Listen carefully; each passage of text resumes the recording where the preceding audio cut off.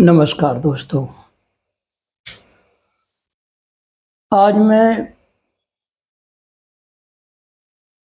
उसी बात को पुनः दोहराता हूँ जो मैंने कल कहा था कि उस परमात्मा की प्राप्ति कैसे हो, परमात्मा तक कैसे पहुंचा जा सकता है। क्योंकि जीवन में जो भी देखा जाता है सुख और दुख, सुख के बाद दुख, दुख के बाद सुख। लेकिन जब हमारा शरीर सुखी है तब हम परमात्मा का ध्यान नहीं करते। जब हमारे पास धन धान ऐश्वर्य सब कुछ हो तो हमको जीवन बहुत ही सुंदर सुखद लगता है। लेकिन बात जब होती है जब हम दुख में हों, पीड़ा में हों, रोग में हों, असहाय दुख में घिरे हुए हों, तब आता है ध्यान परमात्मा का कि मुझे परमात्मा की ओर जाना चाहिए। लेकिन परमात्मा की ओर जाने के लिए कोई माध्यम, कोई रास्ता आपके पास नहीं है तो कैसे पहुंचोगे? क्योंकि आपने उसको जाना नहीं। इस तरुणात्मक सृष्टि से बाहर निकलने के लिए परमात्मा का ज्ञान ही सर्वोपरि है। उसको जानने के बाद ही कोई भी जीवात्मा इस सृष्टि से बाहर हो सकती है। आपने उसको जाना नहीं, समझा नहीं, तो बाहर कैसे जाओगे? तो जीवन का मूल उद्देश्य क्या है? सुख और दुख। हम जो सुख और दुख भोग रहे हैं उसी को सच मानने लगते हैं कि अब बड़ा आनंद है, बहुत सुख में है। लेकिन इन सुखों दुखों से निकला कैसे जाए? कई विद्वान कहते हैं जन्म ही व्यक्ति के सुख दुख का कारण होता है। चलो उन विद्वानों की मान लिया जाए कि जन्म ही मूल कारण है सुख दुख का। मान के चलो हम कर्म करते हैं, अच्छे बुरे कर्म दोनों करते हैं। अच्छे कर्म करेंगे तो सुख होता है और बुरे कर्म करेंगे तो दुख होता है। लेकिन जब हम करते रहेंगे तो इन कर्मों से विमुक्त कैसे हो सकते हैं?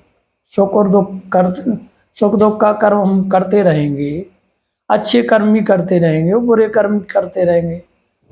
या हमने मान के चलो कि मैंने सभी बुरे कर्मों को छोड़ दिया है, चलो अच्छाई के रास्ते पर चलते हैं। लेकिन अच्छाई के रास्ते पर चलते चलते भी मोह हो जाएगा, सुख हो जाएगा। अब पूर्व जन्म के जो कर्म हैं वो पीछे पड़ जाएंगे, क्योंकि पूर्व जन्म में जो कर्म किए हैं वो भी तो दुख का कारण होते हैं। इसको देखते हुए हम कर्मों को त्याग दें। यदि हम कर्मों को त्याग दें तो क्या मुक्ति हो सकती है? नहीं हो सकती। क्योंकि जो हम कर्म कर चुके हैं उसका फल मिलना निश्चित है। जो हमने कर्म किए हैं, शुभ कर्म अशुभ कर्म, उससे सुख और दुख मिलना जरूरी है। वो आते हैं जीवन में, क्रम बाई क्रम से चलते रहते हैं। क्या कर्म को करते या कर्म से निवृत्त होने पर परमात्मा की ओर जा सकते हैं? तो नहीं, ये तो संभव नहीं है।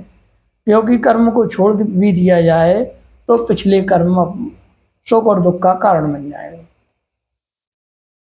तो इसका मूल कारण क्या है? सुख दुख का मूल कारण सुख दुख का है जो हमने पिछले जन्म में किए हैं कर्म, वही सुख दुख का कारण भोगना पड़ता है। अब इसके आगे यदि कर्म को ही मूल आधार मान लिया जाए तो ये निश्चितता नहीं है, इससे मुक्ति नहीं मिल सकती है। तो कर्म और सुख और दुख का मूल कारण क्या है? कर्म और सुख और दुख का मूल कारण है राग और द्वेष। यदि राग और द्वेष दोनों को हम छोड़ दें और निरंतर परमात्मा का ध्यान करें,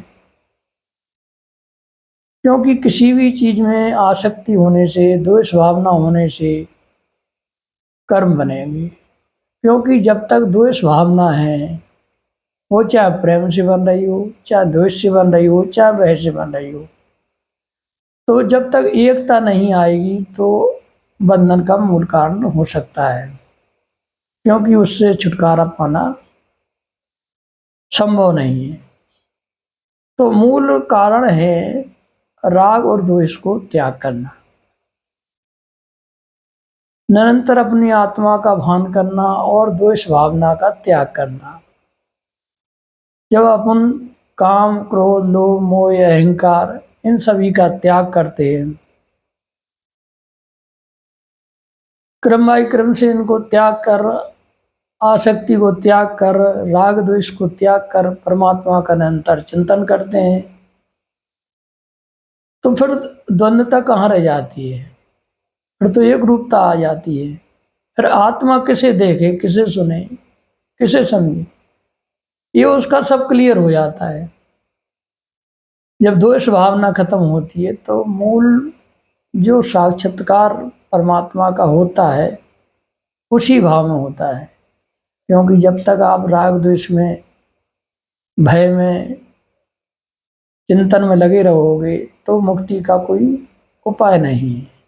तो मेन उद्देश्य क्या है?